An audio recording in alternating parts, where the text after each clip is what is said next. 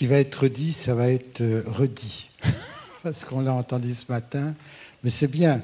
Moi, je me suis dit, ils sont en train de tout dire, j'ai plus rien à dire. Mais au moins, on voit que c'est le même Saint-Esprit qui nous a un peu travaillé tous pour vous donner à manger. Ce que je suis content de trouver ici, à Debout Resplendit,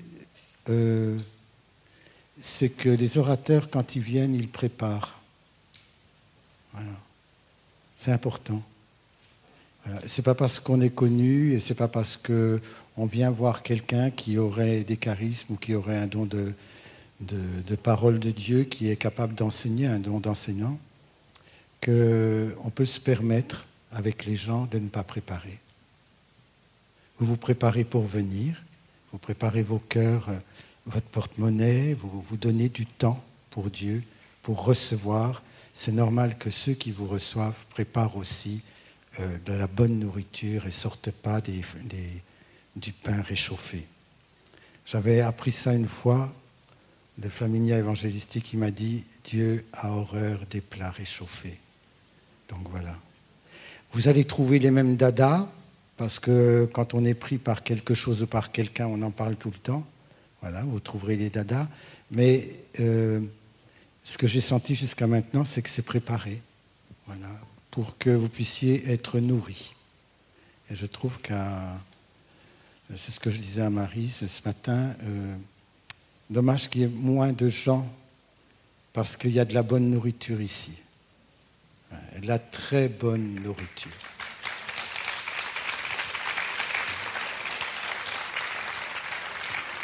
Alors voilà, je pense que j'ai bien vendu mon fonds de commerce, je peux y aller. Voilà. De Saint Cyril de Jérusalem en l'an 386. Nous vous en supplions, vous qui écoutez les livres saints de la Bible, ne suivez pas cette lecture avec lassitude ou avec répugnance. Lorsque les récits vous paraissent moins attrayants que d'habitude, car vous devez savoir qu'on vous lit des paroles dignes du Saint-Esprit. Mais nous avons besoin pour les expliquer de cette grâce du Saint-Esprit.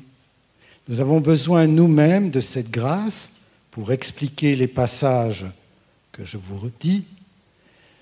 Que me font ces choses ? Quel intérêt y a-t-il pour moi de savoir pourquoi des guerres, pourquoi des victoires, pourquoi des vols, pourquoi des meurtres ? Pourquoi le Saint-Esprit laisse de côté des événements plus importants que ceux-ci pour s'intéresser dans la Bible à des événements qui semblent insignifiants ? Et je vous disais, on sait que les brebis, elles reposent sur de l'herbe verte. Qu'est-ce qu'on en a à faire qu'elle soit verte ? C'était à peu près sûr. On sait que la Samaritaine, elle a une cruche et qu'elle repart sans sa cruche. Ce n'est pas tellement important. Voilà. Mais ça semble dit. Pourquoi c'est dit ? Voilà. Et pourquoi on ne connaît pas la couleur des yeux de Jésus, ni sa taille, ni comment il était habillé ce jour-là, mais qu'on nous dit qu'il les faisait asseoir par groupe de 50. Quand il y en a 5000, qu'est-ce que vous voulez faire qu'on en sache qu'ils sont par 50 ?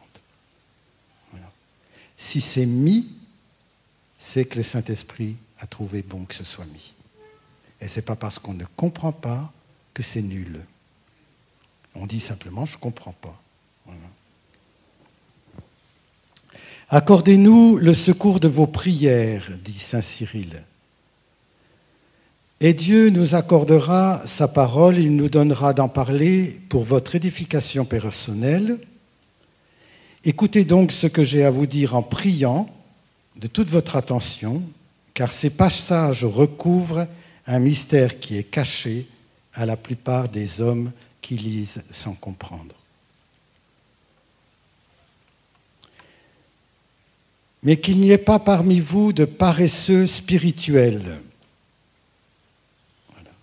non plus des enfants badautés par le vent, non plus des enfants qui se nourrissent simplement de lait spirituel, mais qu'ils recherchent les nourritures solides pour devenir des hommes et des femmes de Dieu à la stature du Christ. Des hommes et des femmes accomplis, chez qui il ne manque rien de la force, rien de l'intelligence que donne le Saint-Esprit par les saintes Écritures. Car vous en avez besoin, car le monde en a besoin, car les temps sont arrivés. Sans la parole de Dieu, sans la nourriture solide, sans être maintenant des adultes dans la foi, vous ne tiendrez pas. Vous ne leur serez d'aucune utilité dans l'épreuve qui vient. Voilà.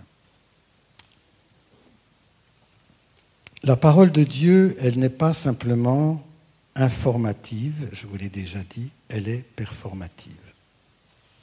La parole de Dieu n'est pas là simplement pour vous informer de choses. La parole de Dieu, elle est performative, c'est-à-dire elle fait ce qu'elle dit. Elle n'est pas simplement là pour vous informer des choses. Voilà. Mais elle le fait. Voilà.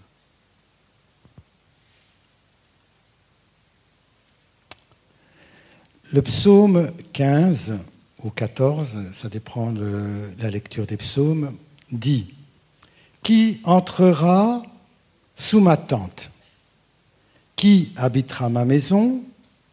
Qui habitera ma montagne sainte ? Qui habitera dans les hauteurs ? Qui ?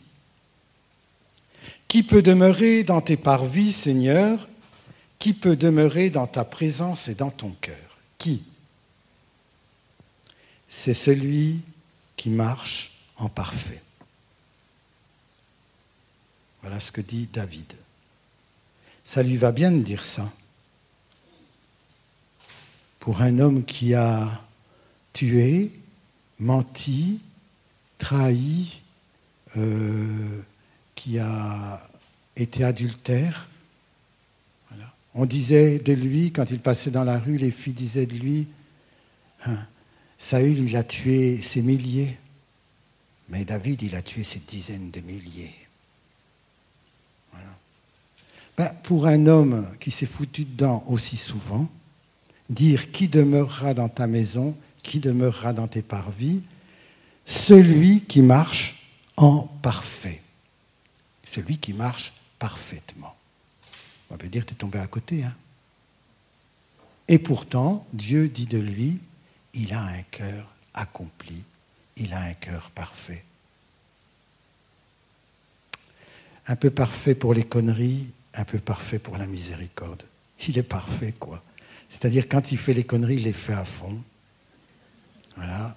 Mais quand il a le regret, il a un vrai regret à fond. Et quand il dit qu'il aime le bon Dieu, c'est à fond aussi. C'est ce que disait le Père Lataste.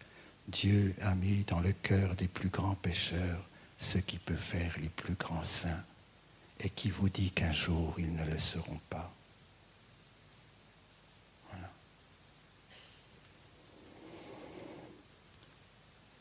Celui qui agit comme un juste, comme un homme juste, celui qui marche, voilà, cet homme ou cette femme agit dans la vérité de leur cœur, c'est-à-dire ils ont la droiture d'intention.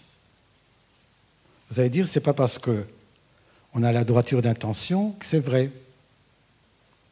Mais si vous aimez mieux, il vaut mieux avoir la droiture d'intention sans penser à mal et agir en tombant à côté qu'avoir une pensée perverse et agir bien. Le bien est fait, mais l'intention n'est pas bonne. On peut donner 50 € à un pauvre, de haut en bas, en lui disant « c'est pour le chien ». Vous avez sauvé le chien pour la journée, vous avez sauvé le pauvre pour la journée, mais vous avez perdu quelque chose de votre âme. Le bien a été fait, mais la droiture n'y était pas. David avait quelque chose comme ça. Il faisait, il agissait bien, et des fois il agissait mal, mais il avait toujours une droiture de cœur. Et quand il s'apercevait qu'il tombait à côté, très vite il revenait. Quand il a dit l'histoire de Nathan qui avait la trouille, le prophète Nathan avait la trouille de dire à David qu'il avait pris la femme d'Uri et qu'il avait fait tuer son mari. Donc il a trouvé une petite histoire parce qu'il s'est dit on ne sait jamais avec lui. Il dit voilà, j'ai une petite histoire à te raconter. Alors il y avait un pauvre gars qui avait qu'une brebis, il la mettait sur ses genoux et on aurait dit que c'était sa fille, il lui donnait à manger comme on donne à manger à un bébé. Et puis il y a un riche qui était à côté, qui avait des troupeaux, mais il a préféré prendre la brebis du pauvre pour le donner à ses amis et il l'a tué. À peine l'histoire terminée, même pas terminée, il a dit. Quand m'amène ce gars, je le tue tout de suite. Quelle honte! Et Nathan a dit, ben c'est toi. Tout de suite il s'est rangé. Tout de suite il s'est rangé. Heureux l'homme au cœur droit, qui dit la vérité selon son cœur. Il n'est pas dit heureux l'homme au cœur droit, qui dit la vérité selon ce que dit l'Église, selon ce que dit les bien-pensants, selon ce que dit la morale. Ce n'est pas heureux celui qui dit la vérité selon ce que dit même Dieu dans la Bible quand on ne le sait pas. Heureux l'homme qui dit la vérité selon son cœur. C'est là à hauteur de son cœur. Mais si son cœur est enténébré, que Dieu y mette la lumière. Et quand Dieu y met la lumière, il sort de l'erreur. Mais on peut connaître parfaitement les Écritures, parfaitement la loi d'Église, parfaitement la bonne morale, et avoir un cœur de travers. Comprenez? On peut même ne pas fauter. Je pense que Saül, dans l'exercice de sa royauté, a commis moins de crimes que David. Mais son cœur n'était pas droit devant Dieu. Et quand il veut faire le temple, quand David veut construire le temple pour Dieu, le Seigneur lui dit non, il faut quand même que tu te soignes un petit peu, tu as trop de sang sur les mains. Ça sera ton fils. Toi, tu seras appelé le cœur droit et ton fils sera appelé le pacifique. Parce qu'il ne suffit pas d'avoir un cœur droit. Il faut avoir un cœur pacifique. Et ce sont les pacifiques, ceux qui ont le Saint-Esprit en eux, qui peuvent construire le temple. Mais ne jugeons pas ceux qui tombent, ne jugeons pas ceux qui se cassent la gueule, ne jugeons pas ceux qui répètent régulièrement leurs conneries. S'ils ont un cœur droit, vous avez beaucoup à espérer. Beaucoup à espérer d'eux. C'est pas ça que je voulais vous dire, mais ça fait rien. Hein. Donc on continue. Psaume 119 ou 118. Heureux, impeccable, parfait et juste en leur chemin. Ceux qui marchent dans la loi de vie de Dieu, ceux qui cherchent de tout leur cœur et qui, sans commettre le mal, marchent dans ses chemins. Voilà. Et ce psaume dit souvent « Puissent mes chemins se fixer à observer tes volontés. » Voilà. Heureux l'homme parfait qui marche en parfait. Voilà. Heureux l'homme qui marche en parfait, le verset 45. Je suis au large dans ma marche, dans ma démarche. Voilà. Je cours sur le chemin de tes commandements de vie, car j'ai là mon plaisir. Voilà. Heureux l'homme qui marche en parfait. Être parfait, devenir parfait, être juste, c'est se laisser transformer de plus en plus. Je ne pense pas qu'on naisse parfait. On peut naître avec un cœur droit, on peut naître aussi avec un cœur un petit peu tordu. J'ai aimé la justice de Jacob et j'ai haï le cœur tordu d'Ésaü. Depuis le ventre de sa maman, un petit penchant pour tordre les choses. Pourtant, comment on peut pécher quand on est bébé? Un petit penchant. Saint Augustin dira, quand j'étais petit, dès l'âge d'1 an ou 2, je me rappelle fort bien que quand ma mère était occupée à d'autres choses qu'à moi, en criant, je la ramenais à moi. En cela, j'étais pécheur. Ce qui fera dire à David, qui se connaît un peu, dès le sein de ma mère, j'étais pécheur. Il y avait déjà quelque chose qui était un tout petit peu tordu. Voilà. Il ne s'agit pas de faire des choses bonnes ou de faire des choses mauvaises. C'est la droiture du cœur. Mais ça se demande. Hein. Si vous sentez que vous marchez de traviole avec la droiture du cœur, demandez un cœur droit et sincère. Purifie mon cœur, renouvelle mon cœur, fais-en un cœur droit et sincère. Ça ne veut pas dire un cœur parfait qui fera tout parfaitement et qui réussira tout.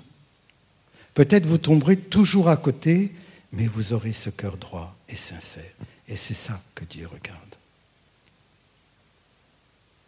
Quand tu seras entré dans le royaume, souviens-toi de moi. Voilà la droiture du cœur de cet homme. Aujourd'hui même, tu seras avec moi dans le paradis.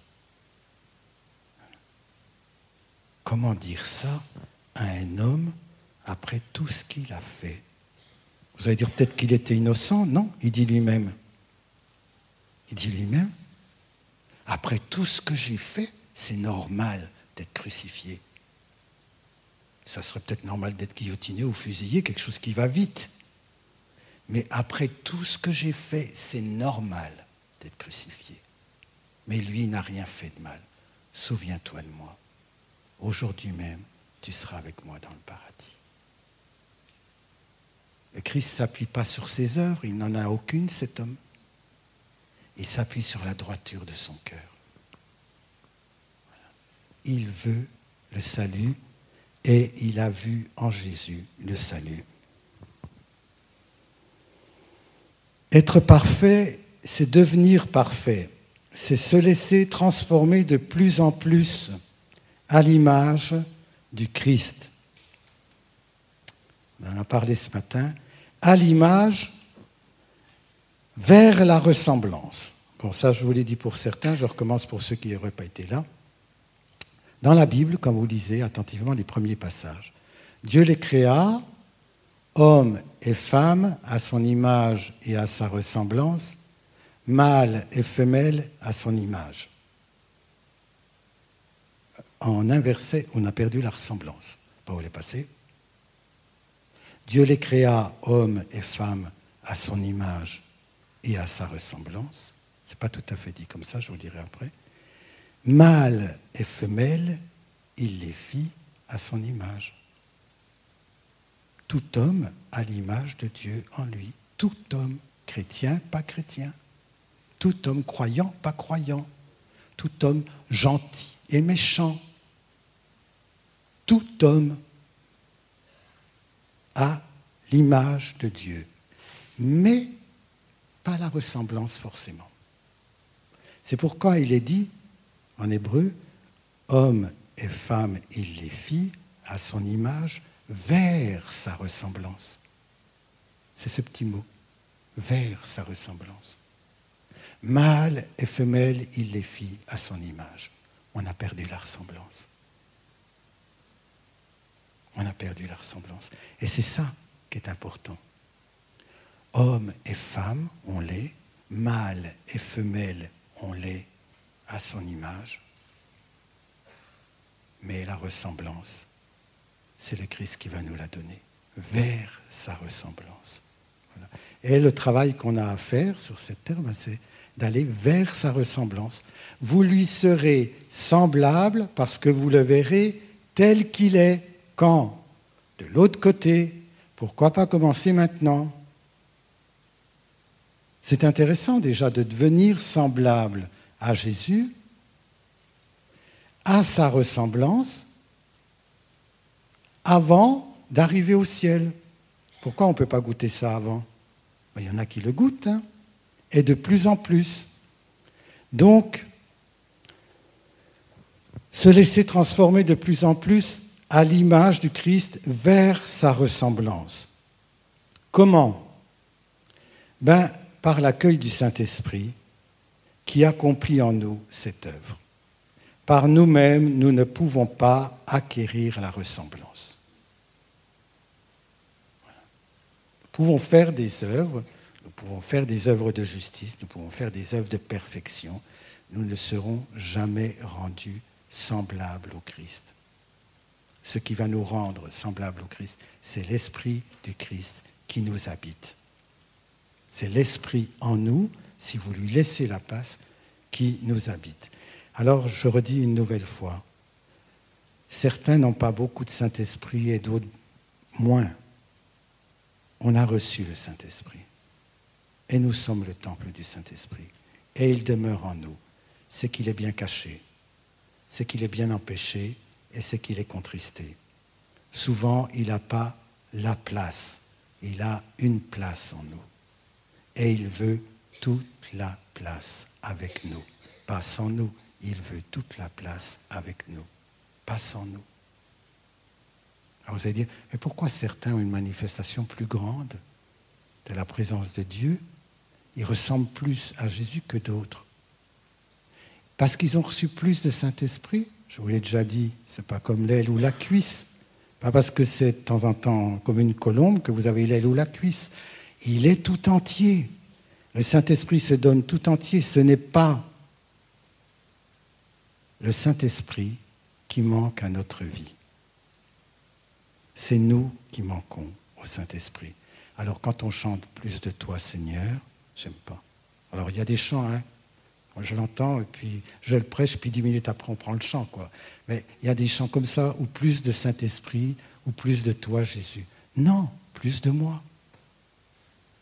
C'est pas plus de toi. Toi, tu es tout entier là. C'est moi qui n'y suis pas. Plus de moi, Seigneur. C'est pas plus de toi. Plus de moi, Seigneur. Voilà. De gloire en gloire, comme il convient à l'action du Saint-Esprit. Deuxième lettre aux Corinthiens que notre frère Mika a dit ce matin, chapitre 3, verset 18. Nous tous, qui le visage découvert contemplons et réfléchissons, nous reflétons comme dans un miroir la gloire du Seigneur, nous sommes transformés en cette même image de Dieu, toujours plus glorieuse, de plus en plus, comme il convient à l'action du Saint-Esprit qui est Seigneur. Le Saint-Esprit nous a été donné pour cette transformation progressive. Il ne vous manquera jamais. Voilà. Cette extraordinaire puissance, elle appartient à Dieu, elle ne vient pas de toi. Ce n'est pas toi qui vas faire du Saint-Esprit, ce n'est pas toi qui vas faire de la perfection ou de la justice pour te présenter à Dieu. Quand bien même tu serais le plus juste des justes, sans le Saint-Esprit, ta justice ne vaut rien. La lettre aux Romains au chapitre 3 dit, c'est le seul verset que je sais par cœur, dit, la lettre aux Romains chapitre 3 dit, tous sont pécheurs et sont privés de la gloire de Dieu. C'est le Christ qui nous a justifiés. Maintenant, vous êtes devenus des justes grâce à lui. Et donc, il y a plus de joie dans le ciel pour un qui revient que pour 99 justes, selon le monde, qui n'ont pas besoin. Voilà. Ce que Dieu, par nature, est, nous pouvons le devenir par grâce. Nous sommes semblables à Dieu, nous sommes rendus semblables à Dieu, mais ce que nous sommes en vérité ne se voit pas encore. Puisque le Saint-Esprit nous rend semblables à Dieu. Jésus peut dire, mes enfants, soyez parfaits, comme votre Père est parfait. Soyez justes, comme votre Père est juste. Soyez miséricordieux, comme votre Père est miséricordieux.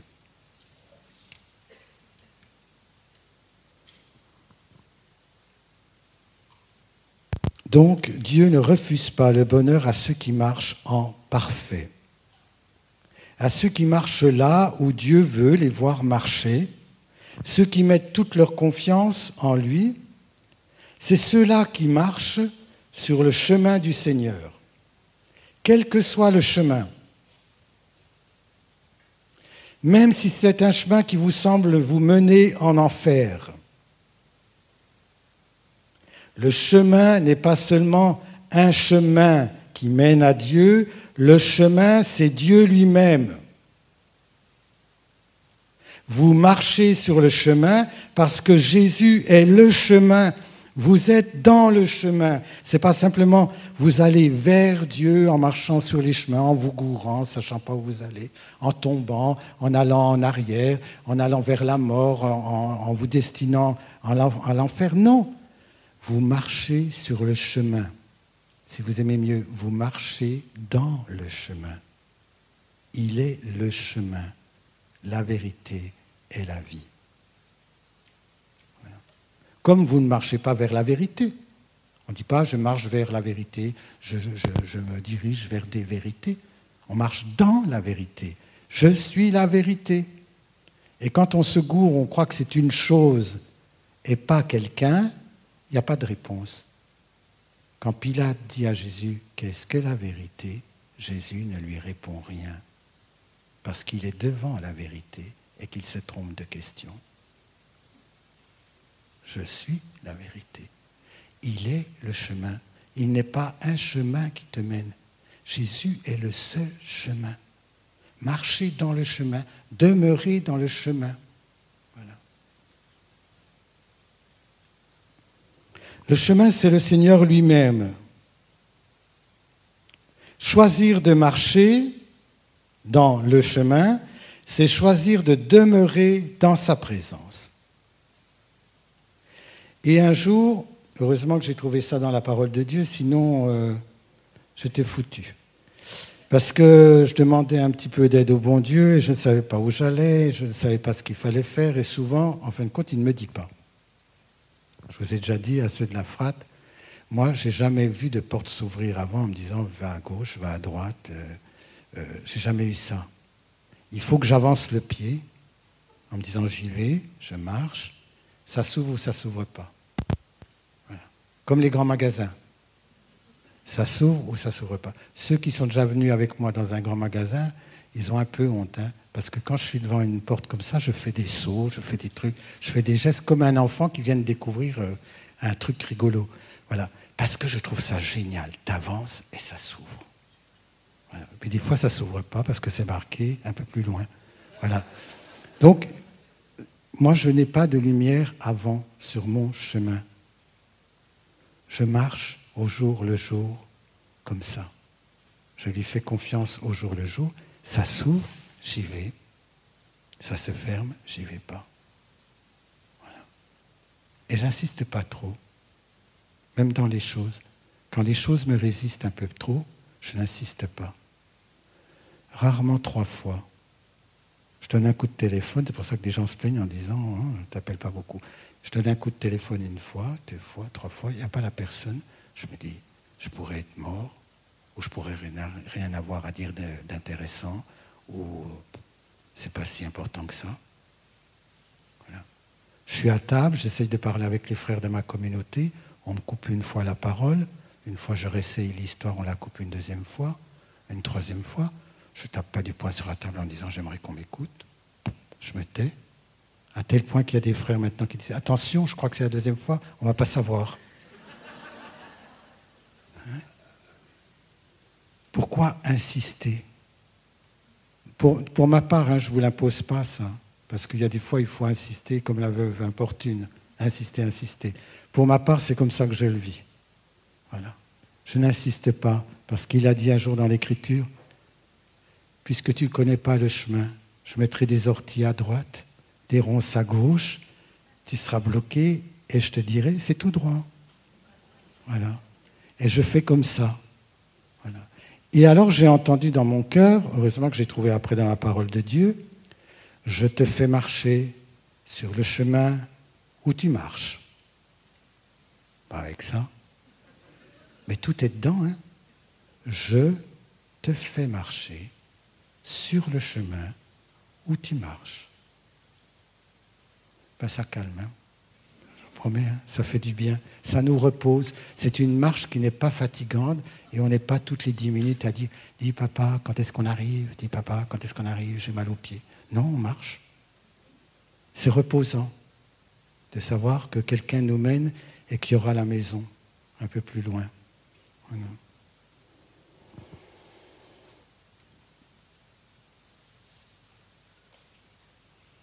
Je passe. Voilà. Qui habitera sa demeure? Qui pourra se tenir? Donc l'homme parfait. Et quand on lit les psaumes, c'est quoi un homme parfait? Premièrement, c'est un homme qui dit la vérité selon son cœur. C'est drôle comme perfection, mais c'est déjà ça. Deuxième point, il est dit sans laisser courir sa langue. Voilà un homme parfait. Il dit la vérité de son cœur, même s'il trompe, et il ne laisse pas courir sa langue. Il ne laisse pas marcher sa langue. Lui, il marche dans le Seigneur, mais il ne laisse pas marcher sa langue. Il ne laisse pas courir sa langue. Voilà. C'est-à-dire, il ne laisse pas marcher sa langue sur le chemin qu'il prend. Ni pour dire « moi je le prends, toi tu ne le prends pas », ni pour se plaindre de ce qui le prend ou de ce que les autres ne le prennent pas, ce chemin. Voilà. Il marche pour lui en laissant sa langue tranquille. Voilà. Veillez à sa langue, qui ne lèse en rien son frère ou sa sœur. C'est lecture de Saint Jacques au chapitre 3, vous pourrez retrouver. Voilà ce que dit Jacques.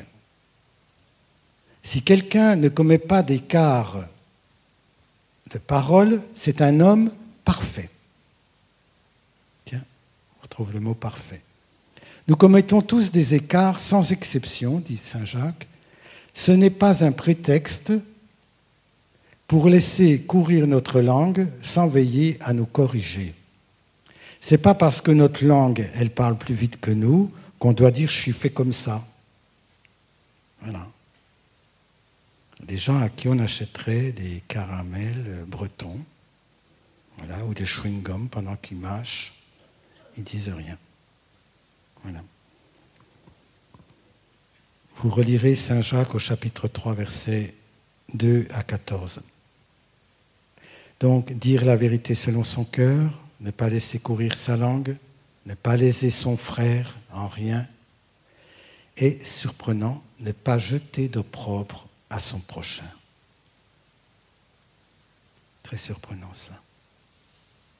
Ne pas juger, ne pas condamner, et même pas de laisser jeter l'opprobre sur quelqu'un, c'est-à-dire jeter quelque chose même de juste sur lui, qui peut le salir aux yeux des autres.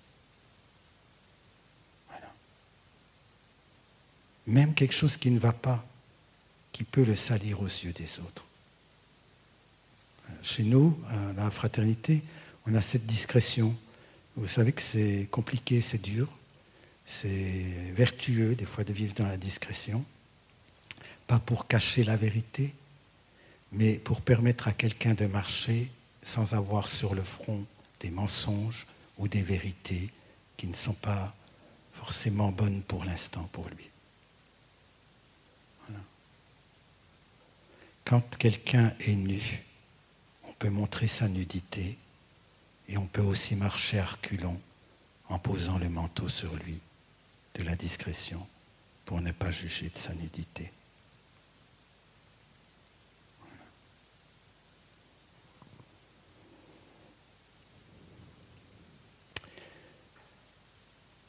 Qui fait ainsi, dit l'Écriture, jamais ne bronchera. Exode chapitre 20, verset 1. Voilà. Qui fait ainsi, jamais ne bronchera.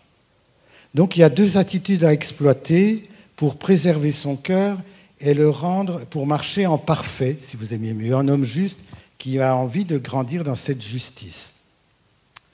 Fermez vos oreilles à tout propos sanguinaire et baissez les yeux pour ne pas voir le mal.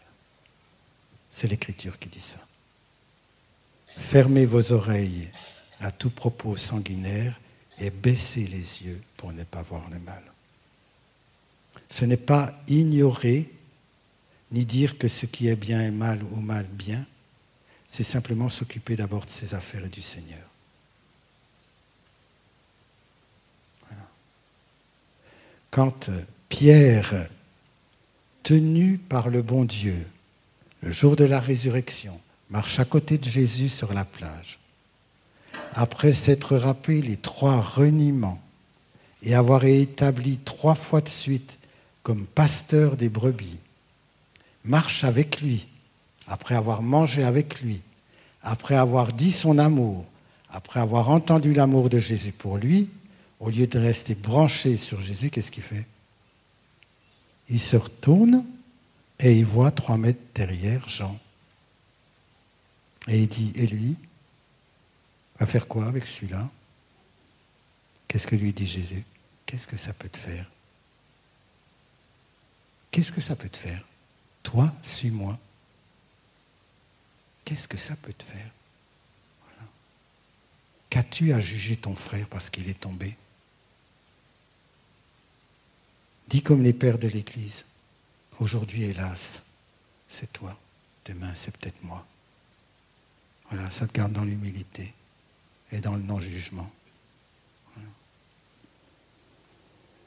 Alors vous voyez, il y a pas mal d'attitudes à prendre, pas mal de leçons à recevoir du Saint-Esprit, pas mal de marches à faire qui sont pour renouveler nos cœurs ou les purifier ou les fortifier. Mais le psaume 1 dit « Celui qui fait ainsi ressemble à un arbre planté vers les eaux du cours d'eau, qui donne son fruit en sa saison, jamais son feuillage ne séchera. »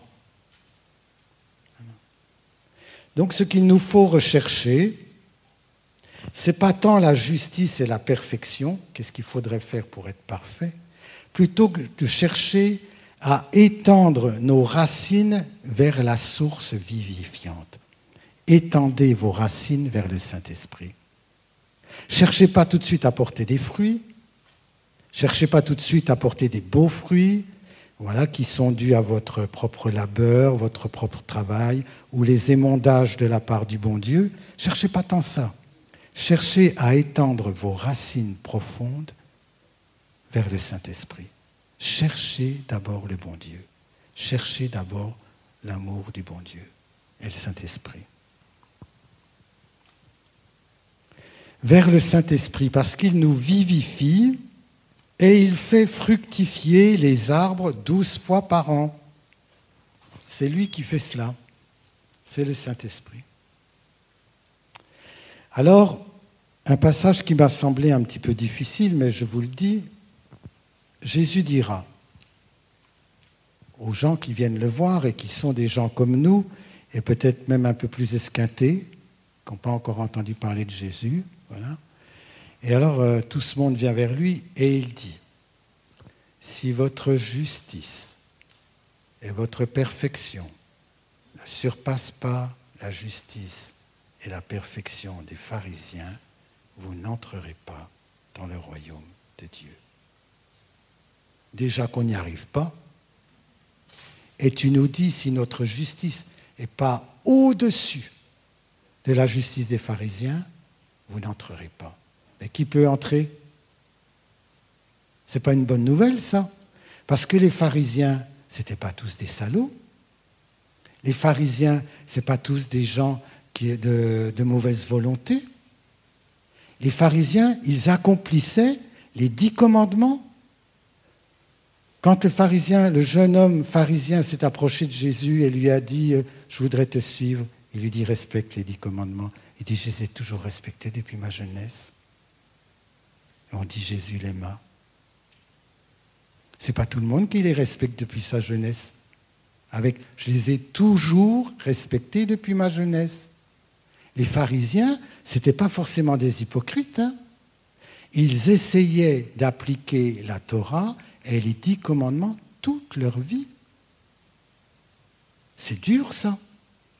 Quand le pharisien arrive dans le temple, devant, et qu'il dit « Je te rends grâce, Seigneur, de ce que je ne suis pas comme ce pécheur derrière. Moi, je fais ça, je fais ça, je fais ça, je fais ça. J'accomplis parfaitement les commandements. Hein, alignez-vous. » Il le fait quand même, le mec. Hein. Il n'est pas jugé là-dessus. C'est qu'il les fait de sa propre force et qu'il juge son frère qui ne les fait pas. Il est jugé sur le jugement. Du jugement que tu te sers, il te sera servi. Il est jugé d'avoir jugé son frère et de s'être jugé lui-même digne. Voilà. C'est là son erreur, c'est son manque d'humilité. Ce n'est pas le fait qu'il ait accompli la loi. Voilà. Il a accompli les 10 commandements. Le jeune homme a accompli les 10 commandements aussi. Ce qu'il a fait lâcher, c'est qu'il fallait tout donner pour Jésus. Même lâcher son savoir-faire des 10 commandements. Voilà. Ne pas rester attaché. Et son grand bien, ce n'était pas son fric. Son grand bien, c'était d'avoir accompli les 10 commandements. D'avoir resté pur et parfait. Voilà son grand bien. Et il ne pouvait pas lâcher ça. Les plus grands pécheurs qui lâchent leurs péchés, même s'ils les tiennent encore un peu, sont plus proches du salut qu'un grand saint, entre guillemets, qui a sa vertu et qui ne veut pas la lâcher. Je ne vous dis pas de pécher pour aller plus près, hein. Ce n'est pas ça que je dis. Je ne vous dis pas que c'est rien de vivre les commandements. On est appelé à les vivre. Je ne vous dis pas que c'est rien d'être parfait. Mais que votre perfection et votre justice dépassent celle des pharisiens. Parce que votre justice, c'est le Saint-Esprit. Parce que votre perfection, c'est le Saint-Esprit. Vous devez recevoir votre perfection et votre justice du Saint-Esprit, pas de votre savoir-faire, même si c'est beau, même si c'est bien et même si c'est bon. Vous comprenez cela? Ce n'est pas un encouragement à ne pas faire le bien et la perfection. Vous avez compris au moins, je n'allais pas dire, Père Chapacher nous a dit qu'on pouvait y aller. Je ne sais pas à quoi d'ailleurs, mais qu'on pouvait y aller. Voilà. Notre justice à nous, c'est le Saint-Esprit.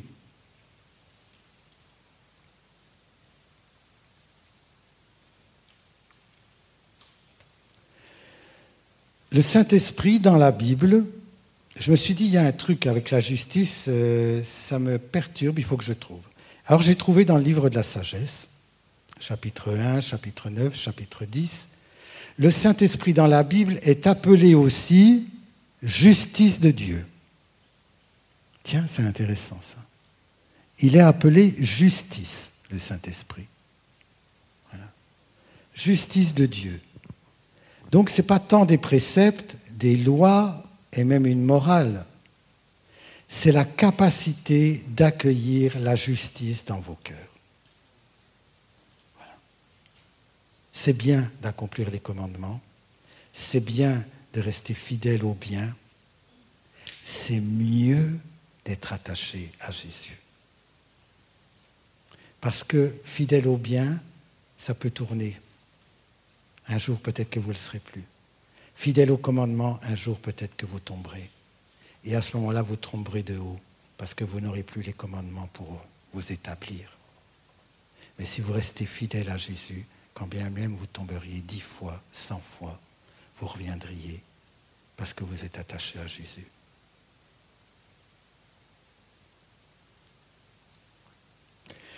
Le livre de la sagesse dit ceci: aimez la justice. La sagesse et le Saint-Esprit aiment les hommes. Cette sagesse envoyée de toi, c'est elle qui discerne le juste, c'est elle qui guide par les chemins sans détour le juste.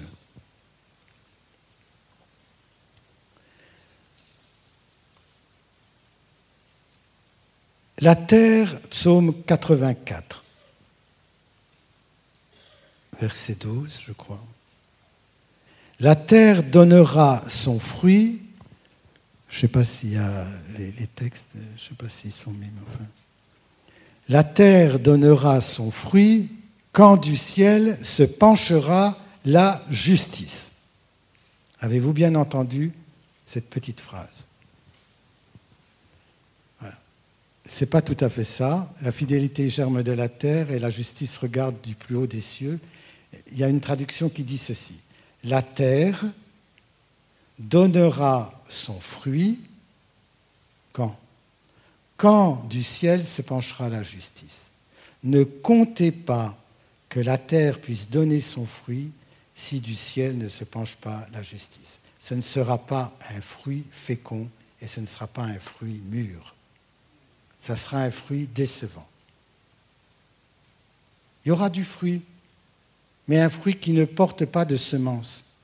Ce n'est pas un fruit qui dure. Jésus dit, et votre fruit, il vivra éternellement, un fruit qui demeure éternellement. C'est ça qui est important, ce n'est pas le fait de porter du fruit, mais un fruit qui demeure éternellement. La terre va pouvoir donner son fruit quand du ciel se penchera la justice. La terre de notre cœur, pas la terre comme ça, elle aussi peut-être. La terre de ton cœur va donner son fruit, le fruit béni, quand du ciel se penchera la justice, quand du ciel se penchera le Saint-Esprit. Quand le Saint-Esprit tombe sur toi, ta terre est fécondée. Elle peut donner du fruit. Vous pensez à quoi? La terre donnera son fruit, le fruit béni de tes entrailles. Quand le Saint-Esprit tombera du ciel, le Fils viendra. Marie, c'était cette terre bénie. Voilà. Et cette terre bénie a porté le fruit, Jésus, quand du ciel s'est penchée la justice. Ce n'est pas une justice, clac, clac, clac. C'est le Saint-Esprit lui-même. La justice de Dieu, c'est le Saint-Esprit. Qu'est-ce qu'on dit? Onction céleste descend. Onction céleste descend. Justice de Dieu descend. Cieux, répandez votre justice et dénué viendra le salut. C'est l'Écriture, ça. Hein? Voilà. C'est Marie, mais c'est nous. C'est ton cœur aussi. Ton cœur portera du fruit et un fruit qui demeure si tu veux bien que le Saint-Esprit, te féconde. Tu veux bien que le Saint-Esprit imprègne, pas simplement ton cœur, ton âme, mais aussi ta chair. Voilà. Parce que le Saint-Esprit, vous savez, on est corps, âme, esprit. L'esprit se joint à notre esprit pour attester qu'on est enfant de Dieu. L'esprit se joint à tous nos esprits qui sont là. Le Saint-Esprit se joint à chacun de nous. Nous avons tous ce Saint-Esprit en nous. Le problème, c'est qu'il est bien caché. Il est en nous. Le Saint-Esprit veut toucher ton âme, c'est-à-dire ta volonté, la mémoire de Dieu en toi et la raison, l'intelligence. Voilà. C'est ça les puissances de l'âme. Mémoire de Dieu, volonté et intelligence. Le Saint-Esprit est en toi tout au fond. Tu es le temple. Ça, l'expérience, on le fait, mais on ne le sait pas toujours. Saint Augustin dit, je te cherchais dehors alors que tu étais dedans, mais tu étais dedans, mais moi j'étais dehors, donc je ne te trouvais pas. Voilà. C'est en revenant dedans que j'ai compris que tu étais dedans. Le premier truc, c'est de savoir qu'il est dedans. Deuxièmement, c'est de laisser votre âme, votre mémoire, votre intelligence et votre volonté, s'imprégner du Saint-Esprit en vous. Et puis après que votre chair elle-même goûte cette présence pour vous et pour les autres. Voilà. Je n'ai pas envie d'aller plus loin pour vous fatiguer, mais simplement peut-être, je ne suis pas fort pour faire les appels, mais on va peut-être simplement prendre un chant quand même. Voilà. Pas tellement pour dire au Saint-Esprit de venir, parce qu'il est déjà dedans, hein. Mais pour savoir que le Saint-Esprit ne vous manque jamais, qu'il ne vous manquera pas, mais qu'il veut vous imprégner. Voilà, il veut vous imprégner. Donc voilà, on ne va pas s'amuser à dire Saint-Esprit, viens, visite-moi. Ça, on peut le faire, hein. Le Saint-Esprit dehors peut visiter le Saint-Esprit dedans, il est partout. Mais on peut le faire comme ça, appeler le Saint-Esprit sur quelqu'un. L'essentiel, c'est de le réveiller en nous. Le Saint-Esprit, il est déjà là. Donc, lui ouvrir la porte, comme Saint Augustin, c'est fait. Si vous voulez que le Saint-Esprit lave, purifie, sanctifie, parachève votre âme, votre volonté, votre mémoire de Dieu et votre intelligence, on va prier pour ça, pour que le Saint-Esprit en vous fasse ce travail de prendre la place et de nettoyer et de prendre la place que vous lui laisserez. Et puis aussi pour que vous fassiez l'expérience du Saint-Esprit jusque dans la chair. Voilà. Ne pas l'arrêter à votre âme, mais que vous fassiez l'expérience du Saint-Esprit jusque dans votre chair. Comme nos frères orthodoxes souvent ont ça. Voilà. Que vous n'ayez pas peur de la présence du Saint-Esprit dans votre chair, pas simplement dans votre âme qu'il faut sauver, mais dans votre chair. Voilà. Que comme Marie, on en parlait hier soir, que comme Marie, quand elle rejoint Élisabeth, ça va de tous les côtés. Mon âme exalte le Seigneur, exulte mon esprit, et les chairs tremblent. Et Jean-Baptiste reconnaît embryon, Jésus embryon, et qu'on ne dise pas qu'il n'y a pas de vie. Oui. Jean-Baptiste reconnaît à 6 mois, dans le ventre de sa maman, Jésus, qui n'a que quelques jours. C'est reconnu. Voilà. Donc on va vraiment prier pour, non pas qu'on ait plus de Saint-Esprit, mais qu'on soit plus donné au Saint-Esprit, voilà. On va dire plus de nous, Seigneur. Ok ? On le fait. Alors, vous pouvez vous mettre debout, vous pouvez venir là, vous pouvez recevoir les onctions là où vous êtes. Voilà. Je demande à ceux qui prient simplement de faire attention à, s'il y a des gens qui tombent, qu'ils soient bien posés, qu'ils soient bien alignés, mais vous ne priez pas dessus. Laissez faire le bon Dieu en eux. D'accord ? Voilà. Allons-y, entrons dans ce don de nous-mêmes.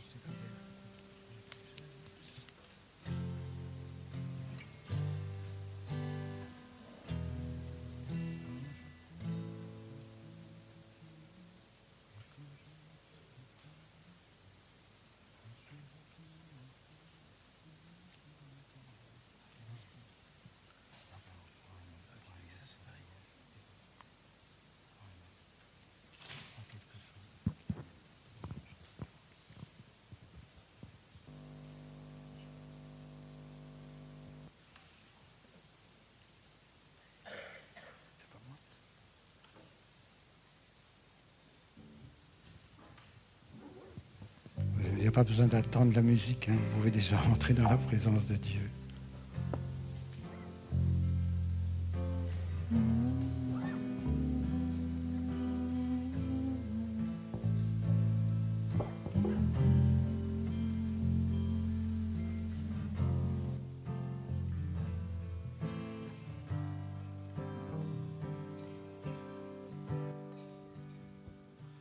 Quand je regarde ta sainteté et quand je contemple ta beauté, Les choses qui m'entourent ne valent plus rien pour moi. Quand j'ai trouvé la joie près de ton cœur, et quand je contemple ta beauté, les choses qui m'entourent ne valent plus rien pour moi. je t'adore.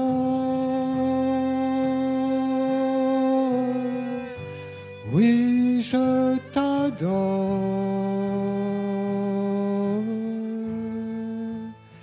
Si je vis, Seigneur, c'est pour t'adorer.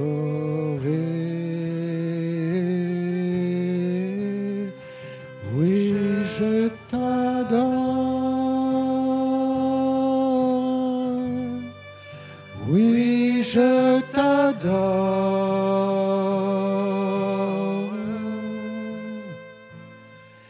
Si je vis, Seigneur, c'est pour t'adorer.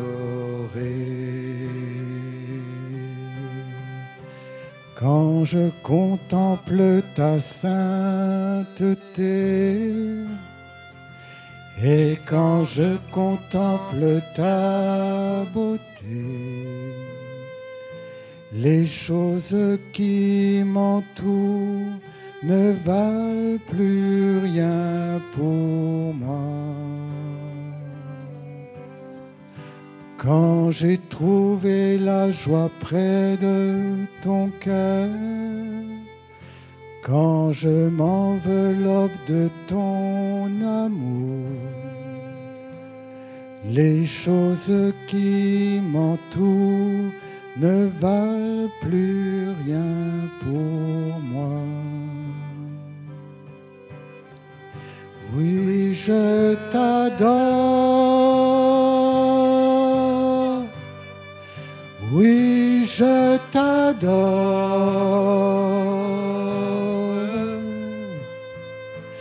Si je vis, Seigneur, c'est pour t'adorer. Oui, Je t'adore. Oui, je t'adore.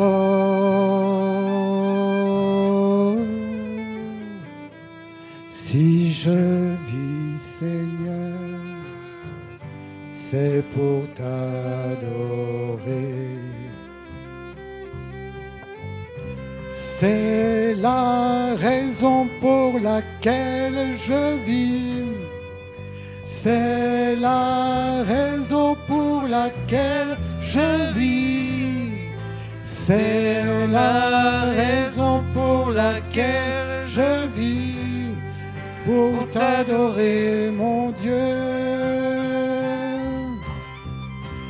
C'est la raison pour laquelle je vis. C'est la raison pour laquelle je vis. C'est la raison pour laquelle je vis. Pour t'adorer, mon Dieu.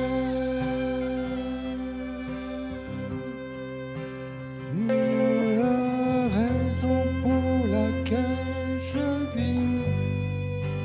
C'est la raison pour laquelle je vis. C'est la raison pour laquelle je vis. Pour t'adorer, mon Dieu.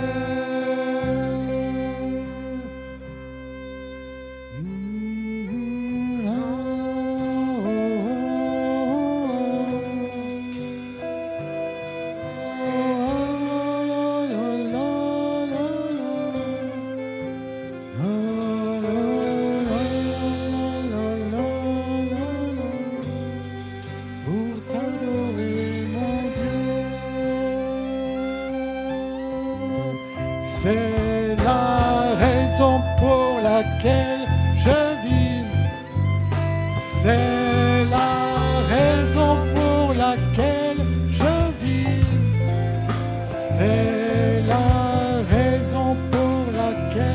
je vis.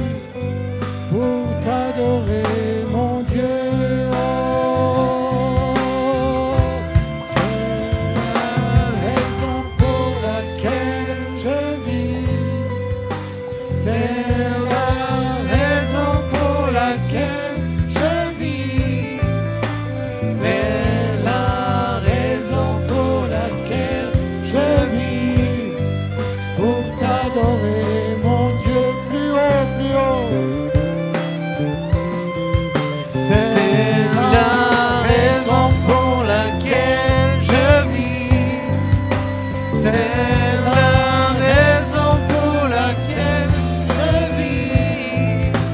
C'est la raison pour laquelle je vis. Pour t'adorer, mon Dieu. Donnez-vous au Saint-Esprit. C'est la raison pour laquelle je vis.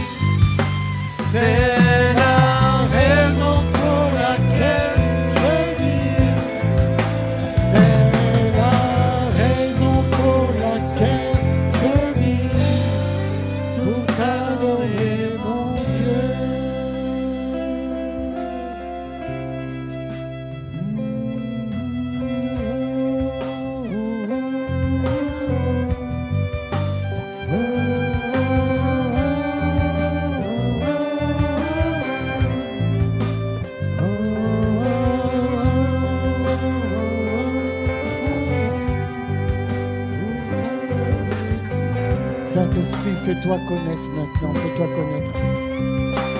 C'est la raison pour laquelle je vis. C'est la raison pour laquelle je vis.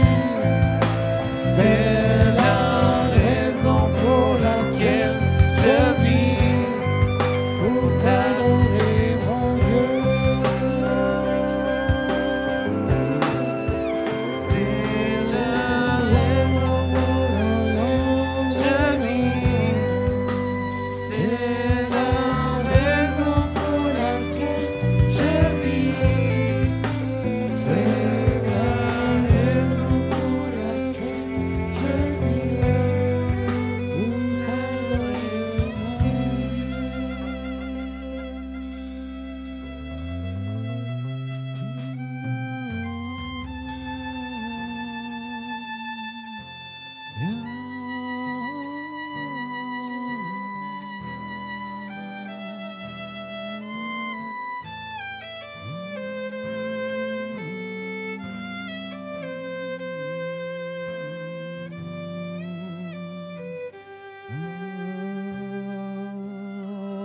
Laissez le Saint-Esprit venir dans votre chair, n'ayez pas peur de ça.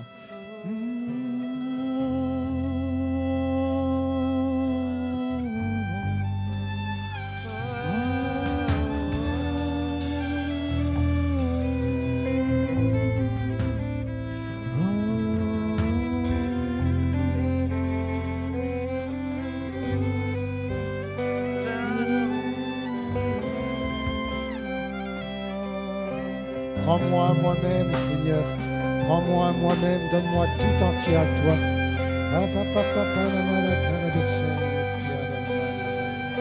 Christos, Christos, Christos, Athanatos. Yada the shadows, Christos, Christos. Jesus, Jesus, Jesus, Christus. Yada malakata. Ya, masu Allah, masu Allah. Baba, baba, baba, baba, baba, baba, ya shana malakata. Yo salam gibu salam malakatos. Hallelujah, masu. Kusi, kusi.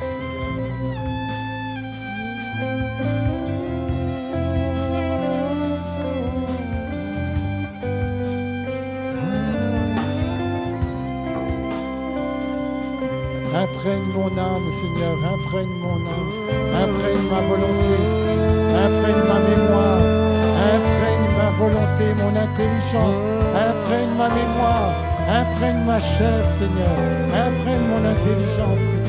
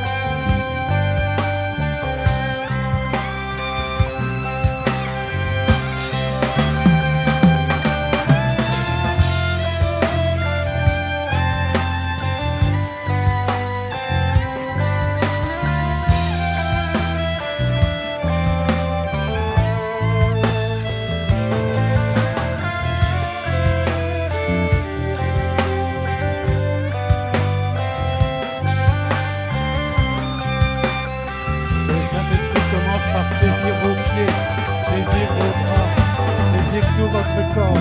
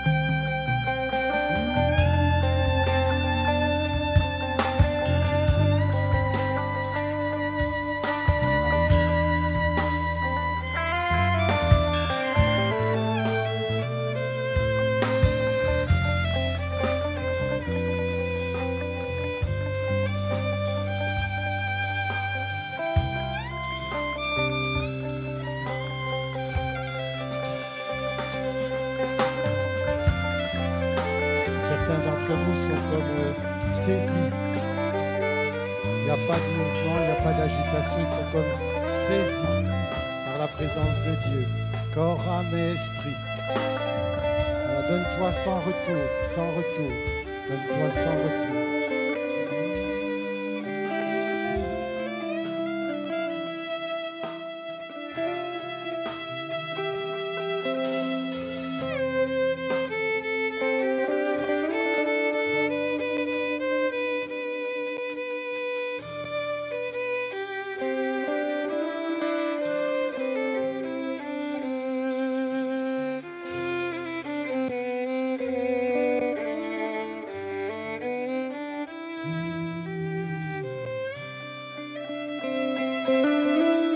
C'est ainsi que s'accomplissent aussi de grandes guérisons intérieures et physiques.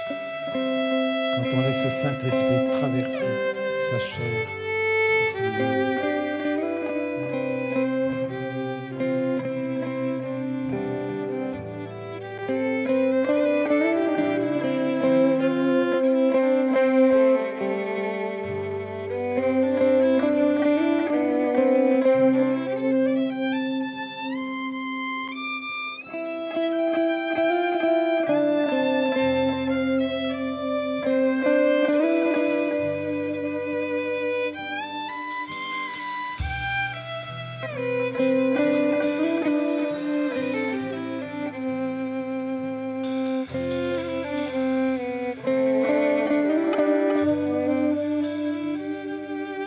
Seigneur, donne-leur de voir, donne-leur d'entendre, donne-leur de sentir, donne-leur de goûter, donne-leur de toucher quelque chose de ta présence.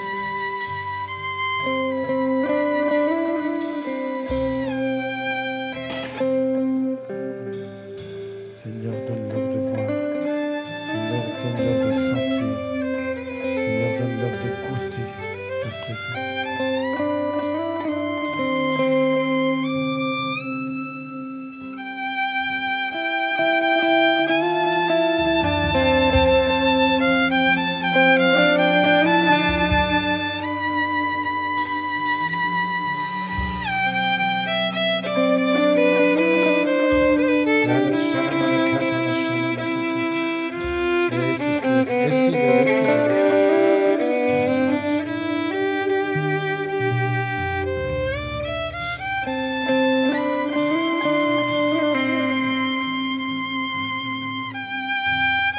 Il y a des mouvements qui reviennent dans le dos pour plusieurs. Commencez à guérir du dos. Essayez-vous. Essayez-vous. Si ça marche, vous levez le bras simplement et puis vous le baissez. Au niveau des lombaires.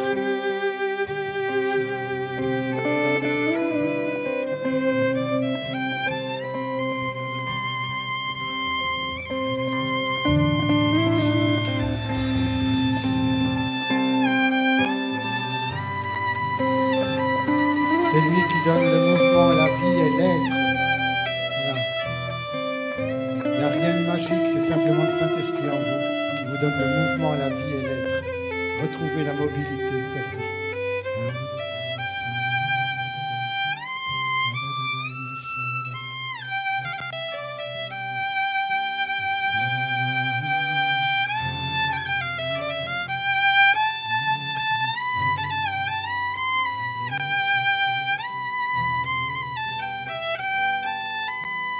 Il y a des chevilles, des genoux, des hanches qui commencent à rebouger.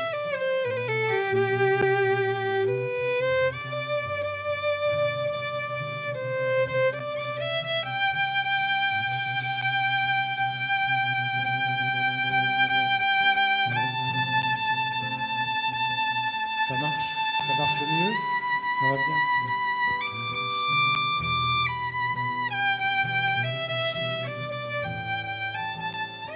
Où sont les genoux et les chevilles?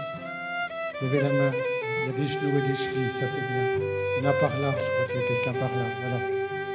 C'est bien. Continuez. Voilà, laissez le Saint-Esprit faire. Il ne vient pas de dehors, hein, c'est le Saint-Esprit de dedans qui fait ça en vous. Retrouvez la mobilité perdue.